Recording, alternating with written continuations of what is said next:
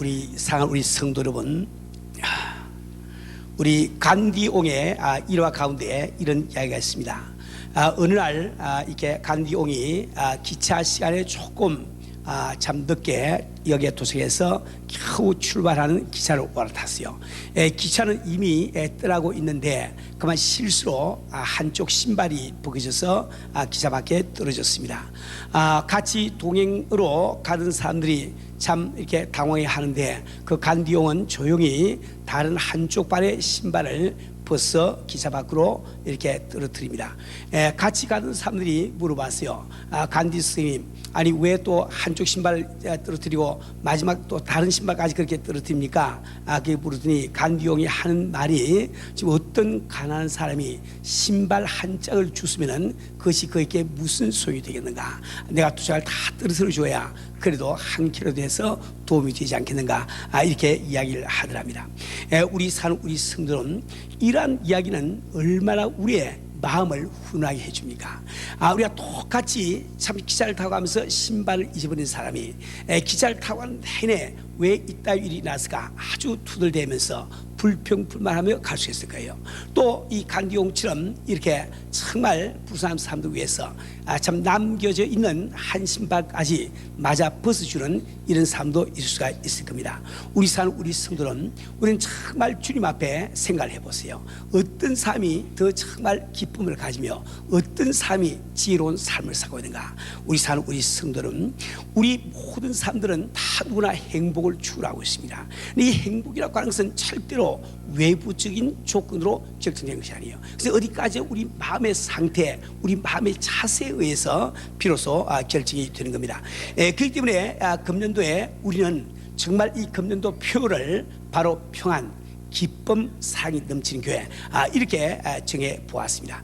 우리 성도 여러분, 다시 한번 우리가 이 표라고 하는 것은 여러분의 신앙생활의 하나의 지침이 되는 거예요. 그래서 이것이 우리가 삶에 젖어들 수 있도록 한번 같이 다시 한번 복창 한번 외워보세요. 같이 시작. 평안, 기쁨, 사랑이 넘치는 교회. 다시 한번 해봅시다. 시작. 평안, 기쁨, 사랑이 넘치는 교회. 우리 성도 여러분, 저는 지난주에 여러분께 평안과 기쁨에 대해서 설명을 해드렸습니다. 오늘 이 시간이 없기 때문에 저희가 다 이렇게 복습을 좀 했으면 좋겠는데 복습을 못하고 저희들이 꼭 해야 될 요 일에 대해서만 다시 한번 말씀을 드리겠습니다. 지난번 설교한 그 설교문은 이번 주보에 게재되어 있으니까 궁금하신 분들은 집에 가서 한번 다시 읽어보시길 바랍니다.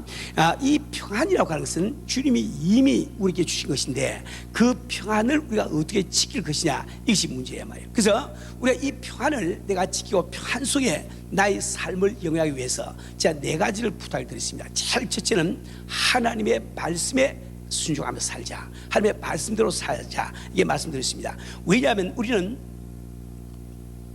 하나님의 말씀은 바로 하나님의 뜻이기 때문에 그 말씀에 순종하지 아니하고 그분과 나 사이에 정상적인 관계 이루지 않습니다. 그분과 나 사이에 정상적인 관계 이루지 않았는데 어떻게 그분이 주시는 평안이 내 마음속에 그대로 유지가 될 수 있겠습니까? 우리가 이 평안을 유지하는 첫 번째 길은 바로 하나님의 말씀에 순종하는 것, 이게 말씀드렸습니다. 두 번째로 우리가 이 편안한 삶을 살기 위해서는 하나님을 내 쪽으로 끌어당기려고 하지 말고 내가 하나님 쪽으로 가야 된다고 말씀드렸습니다.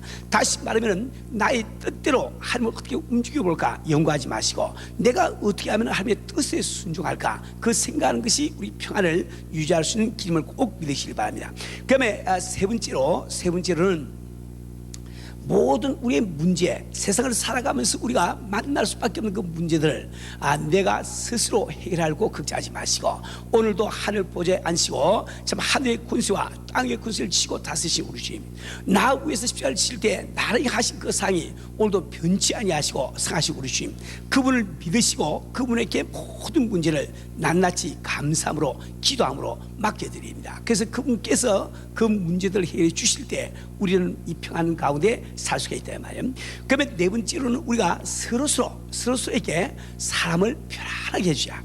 이왕에 우리가 사는 것, 왜 남을 힘들게 하면서 살겠어요?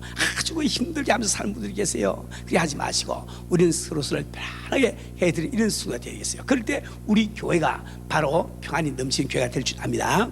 우리 한번 우리 스님들 또 한번 예수님과 악수를 하시고 정말 오늘부터 제가 당신을 편안하게 해드리겠습니다. 한번 고백을 해보세요. 특별히 부부지간에 오늘부터 당신을 참으로 편안하게 드리겠습니다. 이렇게 고백하세요. 우리 성도 여러분, 두 번째로 저는 기쁨에 대해서 말씀을 드렸습니다. 이 기쁨이라고 하는 것은 우리 삶에 얼마나 필요한지 모른다고 말씀드렸어요. 우선 첫째로 이 기쁨은 우리 건강을 위해서 보약 이상으로 효험이 있다고 말씀드렸어요.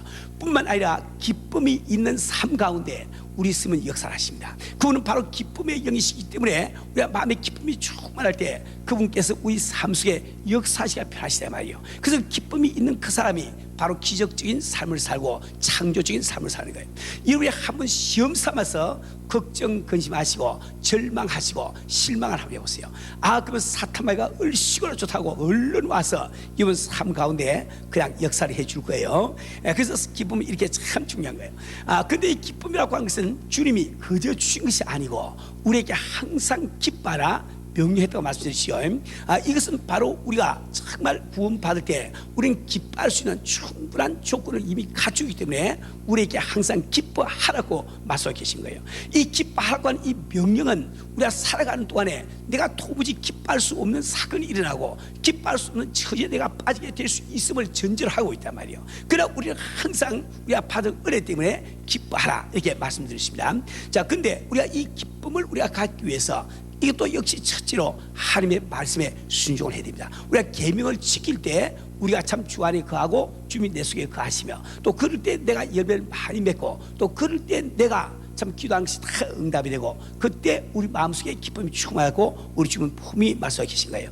그런데 두 번째로는 우리 또 서로서로가 상대방에게 기쁨을 주는 이런 생활을 하지 않는 것이요. 우리 부부지간에 혹은 부자지간에 혹은 우리 교인들 상호간에 우리 구역장이 또 구역원들에게 구역원들이 참 구역장에게 교구장이 구역장에게 구역장이 참 교구장에게 기쁨을 주는 이런 사람들이 우리 되시면 안 된다. 근데 우리가 이 교회 생활을 하면서 우리 교회 생활 가운데서 서로 기쁨을 주기 위해서 제가 여러분께 네 가지를 공고를 해드렸습니다. 제일 첫째는 우리가 서로 관심을 가지자. 옆 사람에게 관심을 가지자. 옆에 바로 그저 앉아있어 누가 누군지 어느 구역에 사는지 모르는 이런 성도의 삶을 살면 안 됩니다. 그건 관심이 없는 삶이요. 이 관심이라고 하는 것은 바로 사랑의 출발점을 꼭 우리 기억하시고 우리는 바로 서로에게 관심을 가지세요. 그러면 두 번째로는 우리가 서로 인사를 먼저 합시다. 이 말씀드렸지요. 상대방이 좀 인사를 안 하더라도 내가 먼저 하세요. 안녕하세요. 어디 사세요. 인사하고 이렇게 할 때 우리 상대방에게 기쁨을 줄 수가 있는 거예요. 그러면 세 번째로 우리가 좀 상냥한 표정을 짓자. 상냥한 표정을 짓자. 비록 참 이 교회 올 때 참 다이가 빵꾸가 났어.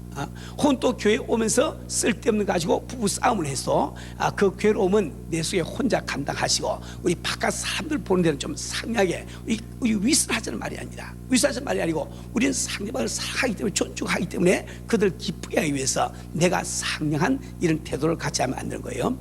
그리고 네 번째 대단히 중요한 말씀을 드렸습니다. 그것은 때때로 너희 인생에서 주님을 위하여 엉뚱한 친절과 정신 나간 선행과 봉사를 실행해보라 이렇게 말씀드렸죠. 이게 대단히 중요한 말씀인 거예요. 그래서 다시 한번 외워봅시다. 시작. 때때로 너희 인생에서 주님을 위하여 엉뚱한 친절과 정신 나간 선행과 봉사를 실천해보라. 다시 한번 더 외워보세요. 외워야 됩니다. 외우셔야지. 다시 시작. 때때로 너희 일생에서 주님을 위하여 엉뚱한 선행 친절과 그 다음에 정신 나간 선행과 봉사를 베풀어 보라. 다시 한 번 더 해봅시다. 이게 뭐 실천은 고사하고 외우지도 못하시네. 다시 한번 시작. 때때로 너희 인생에서 주님을 위하여 엉뚱한 친절과 정신 나간 선행과 봉사를 실천해 보라. 아멘, 아멘. 자, 그렇게 할 때 우리 마음속에 기쁨이 생기고 축복이 임하는 거예요. 저는 지난주 참 이게 설교할 때 참 엉뚱하게 제가 가재미 주름에 대해서 이야기했습니다. 목사가 그런 말 해서는 안 되는데 엉뚱하게 한번 했더니 지난주에 신발 갔더니 당장 가재미 주름이 나오더라고요. 얼마나 감사한지. 엉뚱한 짓을 하면 반드시 축복이 임해서 꼭 믿으시길 바랍니다. 자, 이제 세 번째로 우리 상에 대해서 잠시 말씀을 드리겠어요. 우리 성도 여러분, 이 상이라고 하는 것은 우리 삶 속에 얼마나 중요한지 모릅니다. 제일 첫째로 상이야말로 우리 인간이 행복을 위해서 절대적으로 필요 불가결한 조건을 꼭 기억하기 바랍니다. 눈의 제가 말씀드리지만은 우리 인간은 눈을 막론하고 하나님의 형상을 따라서 지음을 받았습니다. 근데 하나님은 바로 상이세요. 그래서 우리 마음속에는 상을 하고 사랑받지 아니하고는 절대로 행복할 수 없는 이런 본능이 우리 마음속에 있는 겁니다. 우리 성도 여러분, 상은 바로 참으로 내가 이 행복하기 위해서 꼭 필요한 것을 기억을 하기 바랍니다. 그러면 두 번째로 상은 왜 그토록 필요한 거? 그것은 우리 신앙생활의 말하자면 본질과도 같은 거예요. 이 상이라고 하는 본질과 같습니다. 예를 들어서 오늘 본문은 사랑하는 자들아 우리가 서로 상하자. 사랑은 하나님께 속한 것이니 상하는 자마다 하나님께로서 나서 하나님을 알고 상하지 아니하는 자는 하나님을 알지 못하나니 이는 하나님의 상이시라고 말씀하고 계시단 말이에요. 무슨 뜻입니까? 우리가 참 우리를 낳으신 우리의 영의 아버지 되신 우리 하나님께서는 그분의 본질이 상이라는 거예요. 때문에 우리가 할 수 있는 그 상의 출처는 바로 하나님 자신이 된다는 겁니다. 때문에 우리가 그 상의 하나님부터 우리가 나음을 받았다고 거듭났다고 하면은 반드시 우리가 이 상을 마음속에 느끼고 또 우리가 그 상을 실천할 때 우리 주님을 더 잘 알게 된다고 이 성경은 말씀을 하고 있습니다. 우리 성도는 우리는 모두 이 상이 참 중요하기 때문에 오늘 이 본문 말씀은 서로 사랑하라고 근거를 하고 있음을 잘 기억해야 됩니다. 우리 성도는 우리 한 사람 한 사람은 내가 거듭날 때 성령을 받을 때 그 하나님의 상을 다 경험했죠. 그죠? 그러니까 저도 마찬가지로 참 거듭날 때 저는 성령이 내게 임하시는 전날 저녁에 참 주님 앞에 정말 내가 울부짖으면서 전심으로 기도했습니다. 하나님, 정말 당신이 살아계시면 날 좀 만나주세요. 당신이 정말 천지를 창조하시고 나를 지었다고 하면 날 좀 만나주세요. 저는 아주 주 앞에 통곡하면서 한 20분을 기도했습니다. 그러나 그 기도한 다음에 내가 주님을 만나지 못했어요. 저는 정말 밤에 참 슬픈 생각을 안고 잠자리에 들었는데 그 다음날 새벽 4시에 내가 잠을 깼을 때 잠자는 동안에 있음이 임하셨는지 완전히 내가 다른 사람이 되어버리고 말았단 말이에요. 오늘까지 그렇게 예수가 안 믿어지는데 믿어진단 말이에요. 얼마나 감사한지. 그리고 마음속에 그냥 그저 참 평강과 기쁨이 참 충만하고 아주 참 생각을 바라볼 때 나무 잎이 하나도 어제 보던 나무 잎이 아니요 구름 한 점도 어제 보던 구름이 아니요 얼마나 이 세계에 새롭게 느끼시는지 그러면서 제가 느낀 것이 그날 바로 그날입니다. 저는 정말 참 이렇게 길을 가면서 운전을 하고 가면서 길에 누가 서 있더라도 저는 꼭 참 장치를 세우고 내려서 그분을 꼭 한번 깨안아주고 I love you so much. 난 당신을 정말 사랑합니다. 당신이 행복하기 위해서 내게 필요한 것이 내게 있도록 하면 그저 가져가세요. 공짜로 드리죠. 예, 내 간이 필요합니까? 간 빼드리죠. 예, 눈이 필요합니까? 눈을 빼드리죠. 그 이야기를 얼마나 하고 싶은지. 그래 그렇게 했다가는 사람들이 날 잡아가지고 정신병원에 입원을 시킬 테니까 내가 그걸 못한 거예요. 얼마나. 그래서 아마 성령 받은 사람은 누구나 정도의 차는 있다 할지라도 다 느꼈을 거예요. 왜 그렇습니까? 그래서 성령으로 내 마음속에 임재하신 우리 아버지가 사랑이시기 때문에 그 성이 마실 때 나도 모르게 그 사랑하자는 그 마음이 생기게 되는 거예요. 우리 성도들은 우리는 참 중요한 이 상을 우리가 참 해야 되겠는데 우리가 이 참 주변을 참 살펴볼 때 이 사랑처럼 우리에게 참 메마른 것이 없습니다. 우리 성도들은 여러분들이 이 상이 중요한 이유를 한 가지만 더 기억을 해야 되겠어요. 그것은 바로 이 상이야말로 우리 산 주님께서 우리에게 명하신 새 계명이요. 또 그것은 우리가 세상 사람들에게 우리가 주의 제자됨을 나타내는 징표와 같은 거예요. 그래서 요한복음 13장 34절 35절 말씀에는 이렇게 기록이 되어 있습니다. 새 계명을 너희에게 주노니 서로 사랑하라. 너희가 서로 사랑하면 이로써 모든 사람이 너희가 내 제자인 줄 아니라. 우리 사는 우리 성도는 오늘 우리는 주의 말씀을 조금 더 깊이 우리 생각을 좀 해봐야 되겠어요. 우리는 많은 경우에 참 교회에서 내가 성경에 대해서 어떤 지식이 있을 때 그 지식을 가지고 남을 판단하신 분들을 많이 본다 말이에요. 성경에 이렇게 돼 있는데 저 사람 저렇게 하지 못한다 말이야. 판단하신 분을 보는데 여러분, 이 판단한다고 하는 것은 내 마음속에 사랑이 없다는 증거와 같은 거예요. 그죠? 그래서 내가 정말 내가 알고 있는 말씀을 가지고 남의 신앙이 판단되는 사람은 나는 믿음의 초보에도 이르지 못한 삶을 기억해야 돼. 우리 주님은 말씀하시를 믿음과 소망과 사랑을 언제 있어야 되는데 그 중에 제일은 사랑이라고 분명히 말씀하시단 말이에요. 그죠? 내가 남이 판단된다고 하는 것은 내 마음속에 사랑이 없다는 증거입니다. 없기 때문에 내가 다 엎드려 기도하고 해야지 어째 자꾸 고개를 세우고 남을 판단하게 말이에요. 그죠? 이건 정말 주님 앞에 참 이렇게 축복받지 못하는 이런 행동을 꼭 기해야 되는 거예요. 우리 사는 우리 성도는 우리가 서로 상할 때 주님은 크게 역사해 주신 거예요. 예를 들어서 이런 이야기가 있습니다. 이건 하나의 이야기예요. 옛날에 어떤 수원이 있습니다. 그 수원에는 참 이렇게 수도 원장이 있고 많은 수도사들이 그 수양을 하고 있어요. 그 수도원은 너무나 번창해가지고 여기저곳에 참 이렇게 뭡니까 그 지수도원을 또 세우면서 각 수도마다 사람들이 몰려와서 수도를 하곤 했습니다. 근데 어느 정도 때가 지나면서 그 수도원이 사양길을 걷기 시작했어요. 그래서 모든 세워졌던 수양 수도원들은 다 문을 닫고 이제 본부되는 수도원 하나만 딱 남은 거예요. 그 수도원에도 참 수도하던 모든 사람이 다 떠나가 버리고 이제 나이가 아주 많은 원장 수도사와 그 5명의 또 4명의 다른 그 수도사들이 남아서 그 수도원을 지키고 있습니다. 근데 그 수도원 옆에는 또 어떤 암자가 있는데 그 암자의 아주 고명한 랍비가 때때로 와서 쉬고 간다는 이야기를 들었습니다. 어느 날 그 수도 원장은 그 랍비가 왔다는 말을 듣고 그 암자를 찾아간 거예요. 찾아가서 그 자기 수도원 이야기를 다 하고 어떻게 하면 우리 수도원을 좀 부흥을 시킬 수가 있겠는지 좀 이렇게 그 묘책을 좀 가르쳐달라고 이야기했습니다. 그 랍비는 자기에게도 그런 묘책이 없다고 이야기하면서 두 사람은 여러 가지 신앙 이야기를 주고받았습니다. 그리고 이 수도 원장이 그 랍비의 집을 떠날 때 그 랍비가 한 말이 있습니다. 참 귀에다 대고 한 말이 당신들 5사람 남아있는 5사람의 수도성 그 수도사들 가운데 바로 메시아가 계십니다. 이 수도원장은 그 말 듣고 자기가 수도로 돌아온 거예요.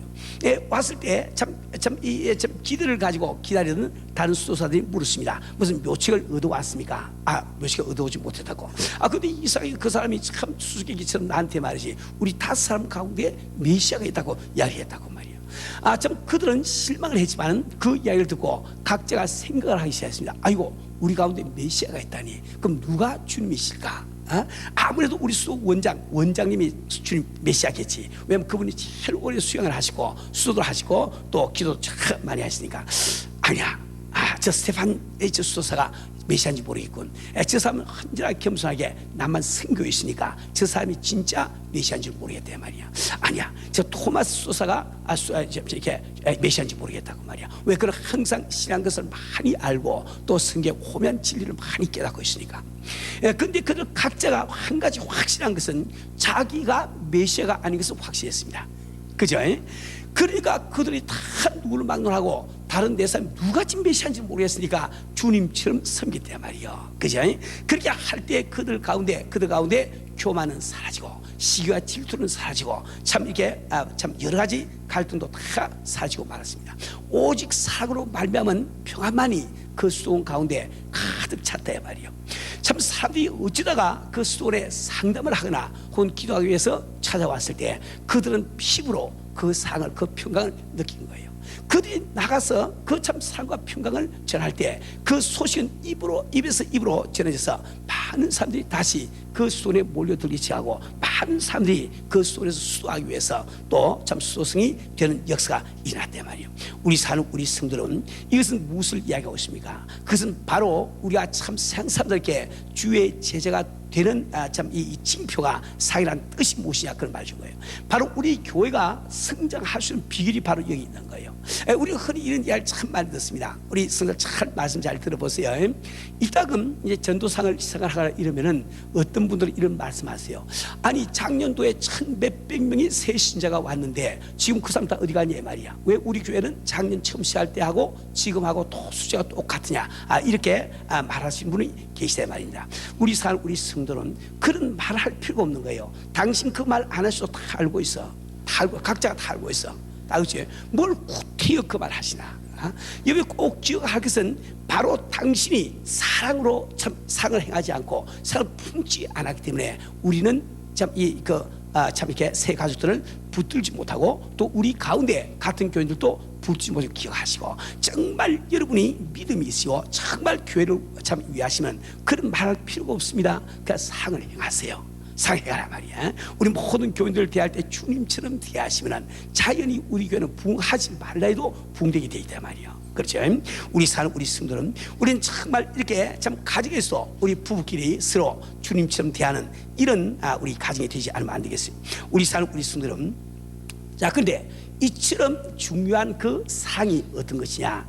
이것은 우리가 알기 위해서 우리는 고린도전서 13장을 다시 한번 살펴보려고 합니다. 원래 우리는 고린도전서 13장을 사랑장이라고 부르는데 이 고린도전서 13장은 우리 주님께서 우리에게 사랑이 무엇이냐 그걸 보여주시기 위해서 그것을 목적으로만 삼고 적힌 이런 장은 아닙니다. 여러분이 고린도전서 12장부터 13장, 14장을 함께 읽어보시면 하나님의 관심은 우리 교회가 온전케 되는 데 관심이 있단 말이에요. 근데 온전케 되는데 그 중에 한 가지 요소가 사랑임을 우리에게 이야기해 주고 있습니다. 그래서 이 고린도전서 13장은 전체가 13절로 되어 있는데 제일 첫 부분에 1절부터 3절까지, 그다음에 4절부터 7절까지, 8절부터 13절까지가 한 단위를 이루고 있습니다. 다시 말하면 세 단어로 되어 있단 말이에요. 자, 근데 1절부터 3절 사이에서는 성경은 이 사랑의 중요성에 대해서 말씀하고 있고, 그래서 4절부터 7절 사이에는 사랑의 열매에 대해서 말씀하고 계시고, 그 다음에 8절부터 13절까지는 사랑의 권능에 대해서 말씀하고 계십니다. 오늘 저는 시간이 없기 때문에 간단 말씀드리겠어요. 자, 1절부터 3절까지 사이에 보면은 우리가 어떤 교회 활동을 하고 우리가 신앙 활동을 한다 할지라도 사랑이 우리 마음속에 동기화 되지 않으면 그것이 아무런 소용이 없다. 이것을 우리에게 말씀해 주고 있습니다.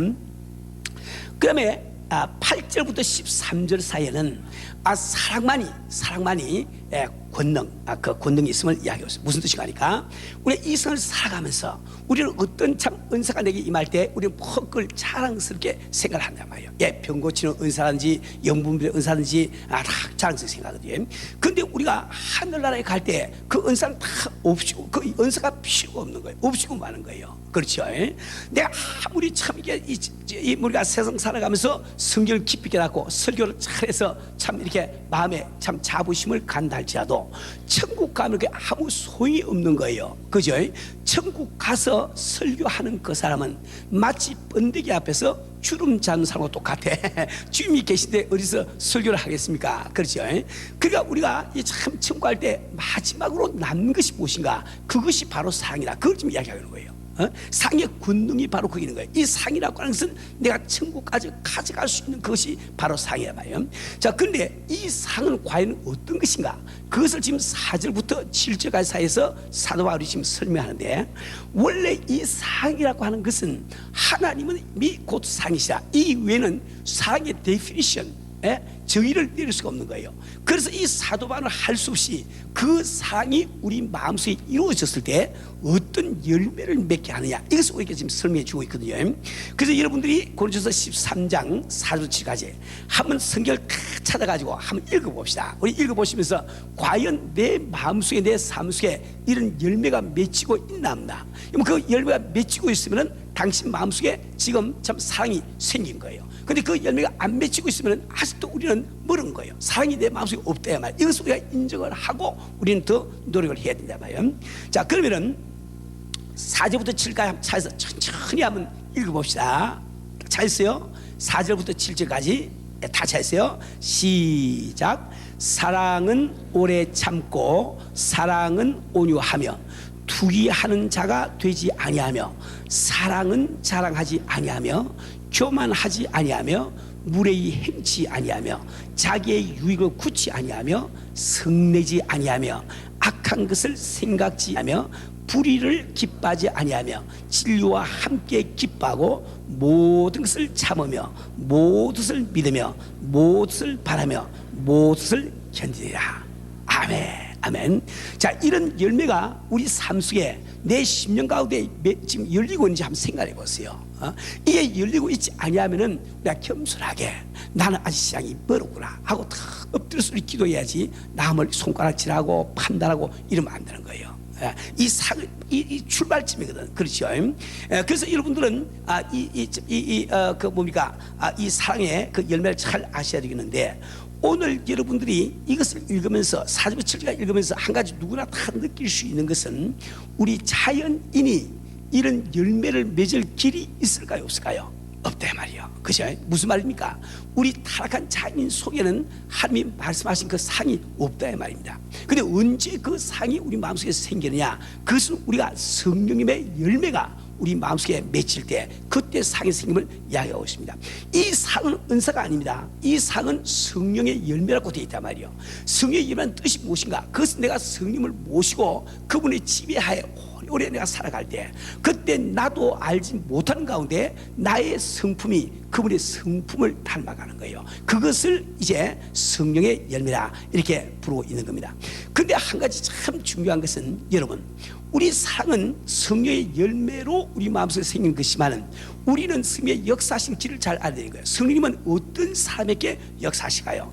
그것은 내 의지로 그렇게 하겠다고 결단 내린 그 사람에게 역사함을 우리가 잘 알고 있습니다.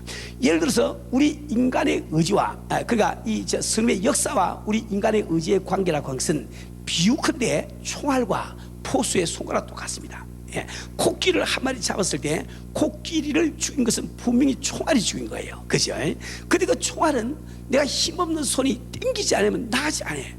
그러니까 우리 스님은 이 시간도 우리를 다 돕기를 원하시지만 내가 일단 그쪽으로 의지를 결단하지 않고는 주님이 역사를 못하신 거예요. 우리 사는 우리 성도는 우린 정말 참 이 스님의 도우심으로 이 놀라운 이 사랑의 열매를 내 마음속에 참 맺기 위해서는 우리는 먼저 사랑을 부족하지만 실천하지 않으면 안 됩니다. 제가 지난주에 말씀드린 대로 우리는 참 생을 살아가면서 많은 실망과 좌절과 상처를 바라봤어요. 이런 참 실망과 좌절과 이 상처 때문에 우리 마음속의 상은 줄어서 이제는 있는지 없는지 느끼지도 못할 정도로 누구나 그렇게 다 그런 상태가 되어 있단 말이에요. 그런데 이 상이라고 해서는 참 묘하게 제자들의 손에 들어있던 오병이어와 같아서 이 세상 사람들이 오병이어를 볼 때 그것은 한 아이의 점심 요기밖에 안 될 분량이지만 주님의 명령에 의해서 떼어서 자꾸 나누어 주니까 5,000명을 먹이도 12가지 거뒀단 말이에요. 그죠? 그러니까 여러분들이 내 마음속에 느껴지는 사랑이 눈꽃만큼 적다 할지라도 여러분 주님의 말씀에 수위에서 조금 엽사하게 나눠줘 보세요. 나눠줘 보시면 여러분 마음속에 5,000명을 사랑하고도 12강조가 되는 사랑이 또 남아있는 것을 여러분 경험을 하게 될 겁니다. 우리 사는 우리 성도 여러분, 자, 그런 뜻으로 우리 다시 한번 옆 사람들과 한번 악수하시고 정말 사랑합니다. 이번에 이제 진짜로 사랑합니다. 이렇게 한번 고백해 보세요. 예, 진짜로 사랑하세요. 진짜로. 예. 자, 근데 우리가 이 사랑을 실천하기 위해서 무엇을 해야 될까? 어떤 심리학자는 우리가 이 사랑의 관계를 유지를 하고 이게 임프루브 시키기 위해서 7가지를 이렇게 수제상 책을 제가 읽은 적이 있습니다. 제일 첫째가 대화예요. 우리가 정말 사랑의 관계를 우리가 이루어 나가려고 하면 서로 대화하는 법을 배워야 돼요. 대화를 참 잘해야 됩니다. 두 번째로 그다음에 애정의 표현이 있어야 돼. 서로 애정의 표현을 해야 돼. 내 마음속에 감춰진 애정, 이것은 소용이 없습니다. 애정은 나타나야 효력을 발휘한단 말이에요. 세 번째로 긍휼히 여기는 마음입니다. 이 마음은 역시 용서하는 마음도 이 속에 포함이 되어 있는 거예요. 그다음에 정직입니다. 정직. 우리 서로가 정직해야 사이관계 유지가 되지, 부정직하면 그 사이관계 유지가 될 수 없죠. 다섯 번째로 용납, 서로 억셉트하는 용납하는 이 마음. 그다음에 여섯 번째로 서로 신뢰성이 있어야 됩니다. 서로 믿을만 해야 상의 관계가 성되지 자꾸 의심을 받으면 안 되겠죠. 그리고 일곱 번째로 인내, 오래 참는 것, 이것이 있을 때 우리는 사이관계를 유지한다고 말씀했습니다. 우리 성들은 우리는 오늘 이 우리 삶 속에 크도록 중요한 상을 실생활에서 실천하는 것을 배우기 위해서, 저는 오늘 시간 관계 때문에 다 말씀 못 드리지만은 처음에 말씀드린 대화, 애정의 표현, 그다음에 긍휼이 이기는 마음, 요 세 가지를 간단히 좀 말씀을 드리고 나머지를 조금 더 제가 이렇게 자세하게 이 다음 주에 한 번 더 좀 설교를 제가 해야 되겠습니다. 자, 우리 성도들은 먼저 우리 상의 대화에 대해서 한번 생각을 해보기를 원합니다. 우리는 서로에게 사랑합니다 라고 말하는 것이 어색하게 느끼실 때가 참 많다 이 말이에요. 많은 사람들이 사랑합니다 하고 서로 고백하세요 이렇게 하면은 아주 얼굴을 아주 돌리고 이쪽 돌리고 사랑합니다 이렇게 사람 여기 있는데 이렇게 하거나, 안 그러면 그걸 굉장히 부담스럽게 생각하고 아주 이렇게 눈살 찌푸리시면서 또 목사님 또 제가 하라고 그러나 이런 또 분들이 계시다 말이에요. 근데 여러분, 이 사랑합니다 이 고백을 하지 않고, 즉 대화를 하지 않고 우리 사교 관계가 성립도 안 되고 인프루가 안 되는 거예요. 이걸 참 잘 아십니다. 근데 우리는 누구나 그 10년 가운데 그 상을 그토록 우리가 그 상의 필요성을 느끼면서 왜 우리는 I love you 이 대화를 못할, 그 말을 못하려 말이에요. 몇 가지 그 중요한 그 원인들이 있지만은 그 중에 크게 네 가지 원인이 있습니다. 제일 첫째가 두려움입니다. 두려움, fear. 이 두려움이라고 하는 것은 I love you 하는 이 말을 갖다가 못하게 만들고 있단 말이에요. 이 두려움은 무슨 말일까요? 그것은 우리 조상 아담이 참 선악과를 따먹고 하나님을 배반했을 때 하나님과 더불어 사랑의 관계가 끊어진 경험이 있는 겁니다. 그래서 우리는 원초적으로 태어날 때부터 그 경험을 안고 지금 태어나는 거예요. 모든 사람들은 참 누구를 저 사람 사고 싶은데 혹시 사랑했다가 나중에 배반을 받으면 어떡할까, 그 두려움 때문에 우리가 사실 알라브 이 말을 못한다 이 말이에요. 무의식 가운데 그 역사하는 겁니다. 저는 이 간증할 때 제가 말씀드렸지만은, 저는 우리 집사람을 만날 때까지는 저는 결혼을 아예 포기를 했습니다. 저는 아주 독신주의자였습니다. 혼자 살고 작정한 삶이었어요. 그러나 저는 어릴 때부터 혼자 살기 때문에 어린 시절에는 저는 가정을 굉장히 그리워했어요. 어떻게 하면 나도 정말 아름다운 가정을 만들어서 내가 참 이렇게 체험해보지 못한, 받아보지 못한 상을 하면 참 이렇게 하고, 또 우리 자녀들을 한번 사랑해볼까 그렇게 생각하고 그걸 사모했다고요. 근데 나이가 점점 들면서 마음에 이런 생각이 듭니다. 인생을 가만히 산 것을 보니까 이것은 내가 누구를 배반하거나 누가 나를 배반하거나 배반의 연속이라. 무슨 뜻인가 하니까, 내가 아무리 친한 친구가 있어 그분이 먼저 죽으면은 내가 또 만날 수가 없어. 그죠? 그래서 나는 아주 이 세상 인생을 갖다가 배반의 연속으로 본 거예요. 그러니까 내가 아무리 사한 사람을 만나서 사하더라도 언젠가는 그분이 나를 배반할 것이가 아니야 말이야. 그분 마음이 변하든지 내 마음이 변하든지 안 변한다 할지라도 누가 한 사람이 먼저 죽으니까 헤어질까 아이가 말이야. 그죠? 그 아픔에 대한 두려움 때문에 저는 결혼 생활을 포기해버렸단 말이야. 내가 아예 사랑하는 사람이 없으면은 그 아픔을 견디지 않을까 아이가. 이것은 우리가 그렇게 구체적으로 생각을 안 한다 할지라도 모든 사람의 그 무의식 가운데 다 들이 있는 거예요. 그죠? 그러나 이것은 어디까지나 사탄 마귀의 속임수에 불과해서 꼭 기억하세요.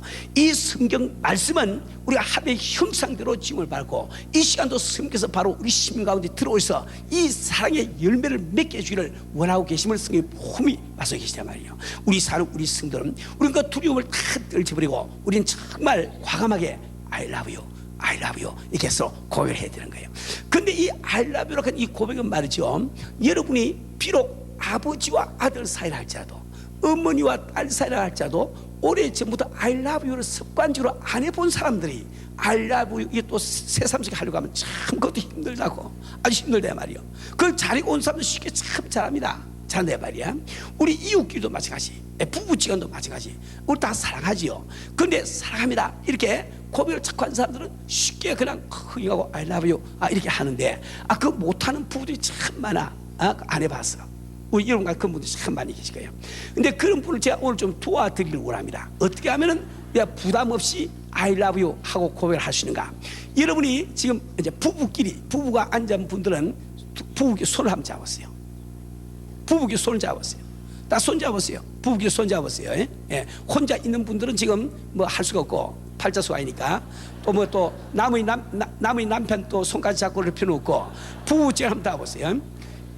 딱 잡으시고 남편이 말이죠. 남편이 이렇게 말을 안 해줘요. 앞만 보시고 손가락 가지고 손등을 한번 딱 세 번만 딱 두드리세요. I love you. 한번 해보세요. 예, 해보세요. 다 I love you 해보라고요. 그렇게 고백을 해보세요. 우리 집사람 하셨나? I love you 했어요. 예. 그러면 우리 부인 아내는 me too 하는 마음으로 딱 두 번 해보라고요. 한번 해보세요. 실습을 해야 됩니다. 이번에 부인들이 해보세요. I love you 해보세요. 부인들이 I love you. 그것도 남편들이 me too 한번 해보라고.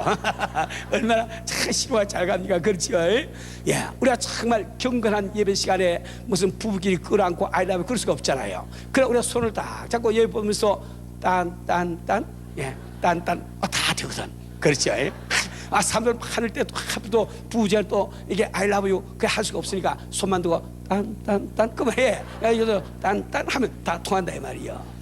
그게 자꾸 연습을 해야 됩니다. 그럴 때 우리는 이게 사랑의 대화를 갖다가 할 수가 있다 말이요.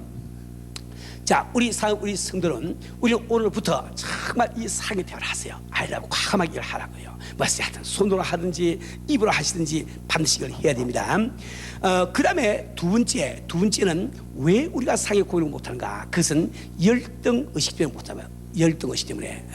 우리는 흔히 이렇게 생각합니다. 나도 저분을 사랑하고 싶은데 내 사랑을 고백하고 싶은데 저렇게 좀 바쁜 사람에게 내가 사랑을 고백하면 혹시 저분에게 방해가 되지 않을까? 저분이 무슨 내가 사랑하는 고백을 I love you 그것으로 갖다 달갑게 들어줄까? 그 열등의식 때문에 우리가 사랑의 고백을 못하는 거예요. 그래서 우리가 꼭 이 한 가지 기억하세요. 어떤 소녀가 들판에서 놀고 있는데 보니까 참 이쁜 나비 한 마리가 그 가시에 찔려가지고 이렇게 날아가지 못하고 버둥거리고 있습니다. 그 소는 다가서 그 참 이 뭡니까 나비를 갖다가 가시에서 뽑아가지고 홀 날려보냈어요. 그랬더니 그 날아가던 그 나비가 갑자기 요정으로 확 변한 거예요. 그 아름다운 요정으로 확 변해가지고 네가 오늘 내 생명을 구해줬으니 내가 너 손 하나 들어주겠는데 너 손이 무엇이냐 하고 물었어요. 그때 그 소녀는 이야기하기를 나는 행복하기를 원합니다 이렇게 답변했다고요. 그 후로 이 소녀는 얼마나 행복하게 사는지 제목의 행복의 빛이 모든 사람에게 다 이렇게 비추었습니다. 그는 어린이 되고 난 다음에도 항상 행복하게 살았어요. 참 사람들이 왜 어떻게 당신은 그렇게 행복할 수 있습니까? 이렇게 많이 물어도 그 여인은 아주 조용히 웃기만 했습니다. 그는 나이가 많아서 참 할머니가 됐을 때도 그 행복한 그 표정이 아주 혼사하게 눈에 다 띄었단 말이에요. 참 드디어 동네 사람들이 와서 그 할머니께 물었습니다. 할머니 정말 당신이 왜 어떻게 그래 행복할 수 있는지 그 비결을 말씀해 주셔야지 말씀 안 주시고 돌아가시면 어떡합니까? 그렇게 했더니 그 할머니가 그 어린 시절 그 사건을 이야기해 준 거예요. 그렇게 하면서 자기가 행복하기를 원합니다 할 때 그 요정이 자기에게 들려준 말이 이 세상에 사는 모든 사람들이 아무리 지식이 많고 돈이 많고 자기가 참 부족하게 없는 것처럼 이렇게 보인다 할지라도 모두 너를 필요로 하고 있단다. 너를 필요로 하고 있단다. 이 한마디를 든 거예요. 이 소리는 세상 살아가면서 참 사람들이 나를 필요로 하고 있다. 그 생각 때문에 행복하게 살 수 있는 거예요. 우리 인간은 그 누구든지 나를 필요하고 있는 것을 느낄 때 우리는 내 존재의 가치를 느끼고 행복에 올 수 있단 말이지. 우리 성도들은 우리는 괜히 열등의식 때문에 참 이게 사회 고백을 하지 못한 이런 사람 되면 안 됩니다. 우리 아무리 내 옆에 나는 부족함이 없는 것처럼 아주 참 목에 힘을 주고 앉아있는 그 사람도 그 속에서 나를 필요한 그 마음이 있단 말이에요. 그걸 믿으세요. 믿으시고 안심하시고 I love you 자꾸 하세요. 그럴 때 참 이렇게 우리는 그 사람과 더불어 상의 관계가 이루어지게 되는 거예요. 그러면 세 번째는 바로 당혹감입니다. 이 당혹감이라고 하는 것은 아까도 말씀드린 대로 아직도 한 번도 사랑합니다 하고 고백을 안 해본 이런 사이에 내가 그걸 하려고 하니까 굉장히 이게 당황하게 된단 말이에요. 그죠? 어색하고 당황하게 된단 말이에요. 근데 오늘 여러분들이 이렇게 한번 시도를 해보세요. 오늘 집에 돌아가셔서 여러분이 꼭 사랑하고 사랑해야 되는 사람이 있는데 습관적으로 사랑한다는 말을 고백 못한 사람이 있을 때, 그래서 오늘 과감하게 한번 여러분이 시도를 해보세요. 그 사람 찾아가서 정말 사랑합니다 고백을 하시는지, 혹은 전화를 걸어서 사랑합니다 이렇게 고백을 한번 해보라고요.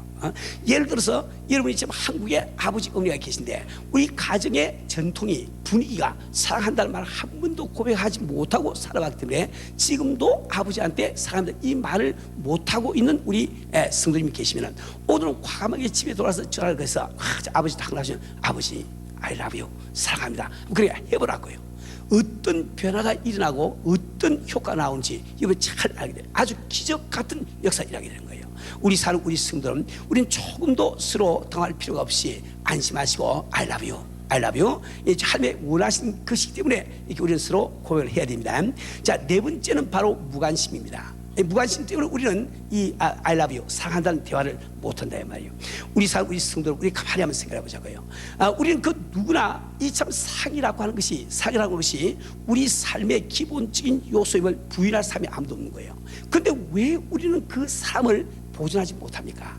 여기 지금 어떤 참 젊은 이 남녀가 참 이게 여러 가지 자격으로 거쳐 드디어 결혼한다 이 말이에요. 전 주례 할때 그래 익사했던 모습을 보면 얼마나 참 좋은지 몰라. 정말 천을 다 얻은 것처럼 그렇게 생각한다 이 말이에요. 그렇게 결혼한 그 부부가 1년 후에 보니까 이혼을 하고 있더라고요. 또 이혼을 안 해도 많은 부부들이 그냥 할 수 없이 그럭저럭 살아가. 왜 그럴까요? 왜 우리 사람 두 사람이 만나가지고 사람 가정을 이룩하기 위해서 우리가 결혼을 했는데 왜 지금 1년, 2년, 3년 지나면서 그 상이 식어버리고 말이야 말이요. 그것은 바로 우리의 무관심 때문에 그렇습니다. 어떤 작가 이런 말을 했습니다. 나 그 참 일리하다고 생각했습니다. 왜 우리 인간은 서로 상의 관계에 무관심한가? 그 원인은 말이죠. 우리가 참 어릴 때부터 많은 옛날 이야기를 들었습니다. 동화를 들었단 말이에요. 근데 그 옛날 이야기나 동화는 참 다 끝이 어떻게 끝맺음이 돼요? 잘 먹고 잘 살았다. 잘 먹고 잘 살았다. 그죠? 잘 먹고 잘 살았다. 우리 영어로 하면은 they lived happily ever after 이렇게 끝난단 말이에요. 우리는 그걸 너무 많이 들어온 거예요. 그래서 우리가 어떤 참 이게 장애물을 거쳐서 결혼을 딱 하게 되면은 그 다음부터 어레이 우리가 잘 먹고 잘 사는 줄 알아. We can live happily ever after라고 생각해야 말이에요. 그죠? 그래서 우리는 이 사랑에 대해서 무관심하게 되는 겁니다. 근데 이 사랑처럼 정말 섬세하고 사랑처럼 그렇게 참 이렇게 우리의 돌봄이 필요한 그런 것이 없습니다. 그래서 우리는 끊임없이 서로 관심을 가지야 됩니다. 이 관심을 놓치면 언제인지 알지 못하게 나도 참 이렇게 예기치 않던 이런 상태에 들어버리고 한다 말이에요. 우리 사는 우리 성들은 두 번째, 그다음에 애정의 교환이라고 말씀드렸습니다. 내가 아무리 지금은 상해도 그걸 표현하지 아니하면 그건 나 사이의 사회 관계가 성립이 안 된 거예요. 이 사회라고 해서 항상 표현을 할 줄 알고 그 표현을 서로 이게 교환할 줄을 알아야 된단 말이에요. 우리 사는 우리 성들은 저는 이런 이야기를 들은 적이 있습니다. 어떤 미국 분인데 그분은 어릴 때부터 자라면서 아버지가 굉장히 고지식하고 고집이 세고 막 이래가지고 한 번도 자라면서 자기를 허기를 해본 적이 없대요. 그래서 그 아버지하고 아들 사이에 허깅하는 이런 것이 습관이 안 돼 있답니다.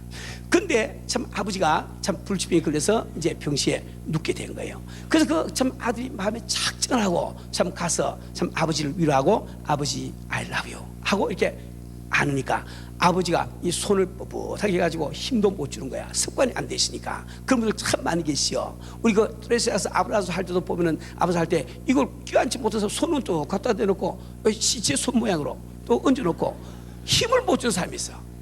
이 습관이 안 돼서 그렇단 말이에요. 그 아버지도 그 아들의 흐름을 받으면서 흐름을 못하는 거예요. 몇 번 시도하다가 그 아들 마음속에 그런 마음이 들어답니다. 그러면 그렇지. 우리 아버지 나를 사랑도 안 하고 말이야. 그런데 이대로 떠나보내지 내가 애타게 말이야 흔히 해야 되느냐 이런 생각이 들었답니다. 그러나 아버지를 그냥 떠나보낼 수가 없기 때문에 그는 계속해서 찾아가서 아버지 사랑합니다 하고 흔히 또 해주었답니다. 한 200번쯤 지나갔더니 그때 비로소 아버지도 팔에 힘을 주기 시작하더란 말이에요. 그렇죠? 우리가 정말 이 애정의 그 표현을 서로 교환한다는 것을 얼마나 중요해요. 처음에 여러분들이 할 때 잘 안 돼도 계속 하세요. 계속 함으로 말미암아 상대방도 변화되는 역사가 일어나서 꼭 우리 기억을 바랍니다. 자, 세 번째로 여러분 긍휼히 여기는 마음을 가자. 지금 여러분들이 사랑을 실제하기 위해서 세 가지를 지금 말씀드리는 거예요. 우리가 사랑의 대화를 나누자. I love you라고 고백하자. 두 번째로 사랑의 애정의 표현을 서로 주고받자. 손을 붙들다든지 악수를 한다든지 서로 껴안다든지 이걸 해야 됩니다. 그 세 번째로 우리는 긍휼히 여기는 마음을 우리가 가져야 되는 거예요. 우리 이웃 사람을 볼 때 긍휼히 여기는 마음을 가졌어요. 우리 하나님의 마음은 우리를 긍휼히 여기는 마음이거든요. 그러니까 우리 하나님부터 남을 받았으면 우리 마땅히 우리 형제 자매를 볼 때 긍휼히 여기는 마음으로 보라고요. 우리 부부지간도 서로 긍휼히 여기는 마음으로 보면 아무 문제가 없는 거예요. 남편이 좀 사업이 실패해도 긍휼히 여기는 마음을 가지고 보세요. 왜 바가지 꺾습니까? 더 위로하게 되지. 그렇죠? 아내가 참 이렇게 태만 하더라도 긍휼히 여기는 마음을 가지고 보라는 말이에요. 그러면 아무 문제가 생기는 거예요. 긍휼히 여기는 마음, 이것이 얼마나 중요한지 모릅니다. 우리 성도는, 우리 성도들이 정말 상을 안독하면 제가 지금 참 이렇게 들려드리는 이 일화를 잘 들어보시길 바랍니다. 미국 신문에 난 기사라고 합니다. 인디애나주의 어느 작은 마을에서 일어난 사건입니다. 그곳에 살고 있는 15살 난 소녀가 뇌종양이 걸린 거예요. 뇌종양이 걸려서 그는 끊임없이 계속해서 참 이렇게 방사능 치료를 받고 그 다음에 이제 화학 치료를 받음으로 해서 참 머리가 다 빠져서 대머리가 완전히 되어버렸습니다. 15살 난 소녀가 머리가 팍팍 대머리가 되어버렸으니 학교 가기가 얼마나 거북하고 힘들겠냐 말이요. 근데 그 반에 있는 다른 그 소녀들이 말이지 부모들에게 청을 한 거예요.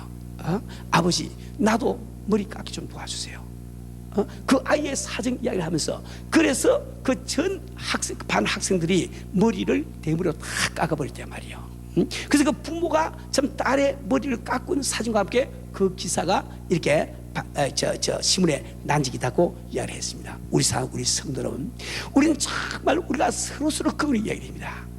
우리 서로의 처지를 우리가 생각하고 같이 동참할 수 있는 이런 수가 되지 않으면 안 된단 말이에요. 우리 성도 여러분, 여러분이 지금 제 사정을 보시고 함께 돼버리지, 이 말은 아닙니다. 그 말 아니라고요. 그런데 우리가 참 우리 가운데 참 사업에 실패를 하거나 가정에 어려움이 있거나 자녀에게 어려움이 있을 때 그 아픔을 함께 느낄 수 있는 우리가 돼야지. 그 손가락처럼 우리가 안 된단 말이에요. 우리 성도는, 저는 정말 우리가 참 이렇게 우리가 참 우리 교회를 사랑이 넘치는 이런 교회가 되기 위해서 우리는 서로 끊임없이 사랑의 대화를 나눠야 됩니다. 서로 자꾸 사랑의 대화를 나누세요. 두 번째로 애정을 주고 받아야 됩니다. 그래서 세 번째로 긍휼히 여기는 마음으로 이웃을 바라보라고 부탁을 드렸습니다.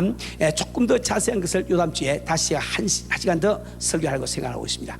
우리 성도는 오늘 설교를 마무리 지으면서 마지막으로 꼭 부탁시 보실 것은, 이번 주에도 무엇인가 주님을 위하여 엉뚱한 친절과 정신 나간 선행과 친절을 베풀어 보시를 주님의 이름으로 축원합니다.